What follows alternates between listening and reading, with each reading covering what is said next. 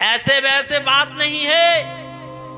আল্লাহু আকবারে যেমন তেমন কথা নয়। মত একবার ভেবে দেখেছেন যে কবরের মধ্যে কিভাবে থাকবো, আর মরে যাচ্ছে মানুষ, পড়ে আছে, কথা বলে না, নড়ে না, হিলে না, কিচ্ছু করে না, ওই মানুষটা কোথায় গেল?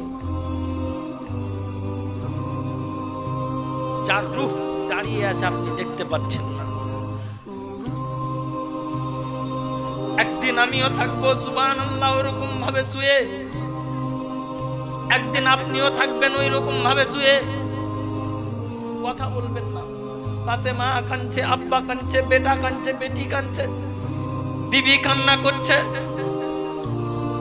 কেউ কোরআন পড়ছে, কানের মধ্যে গুনগুন গুনগুন গুনগুন আওয়াজ আসছে, আপনি কান্না করছে তো কেউকে বারণ করতে পারছেন না যে আপনি কান্না করিয়েন না, কিন্তু আপনি দাঁড়িয়ে আছেন, ফারিস্তা আপনার সঙ্গে আছে, আপনি তখন সব দেখতে পাচ্ছেন, আপনি কবর আপনার দেখতে পাচ্ছেন, আপনি হাসর আপনার দেখতে পাচ্ছেন, আপনি আল্লাহু আকবার চিন্তা করছেন যে সুবহানাল্লাহ, দুনিয়ার মধ্যে এই মানুষ এসেছে, আমি তো এই পাপ করেছি, অমুক মানুষ অমুক পাপ করেছে, গুনাহ করেছে, আমি নামাজ পড়তে পারিনি, আমার তার জন্য সাজা চলছে, কিন্তু তার কি হবে?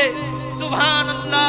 আপনি তখন হয়তো বলবেন, আপনার বিবিকে কথা বলার চেষ্টা করবেন, ও বিবি গো, ও বিবি, তুমি আমি একসঙ্গে থেকেছি, একসঙ্গে খেয়েছি,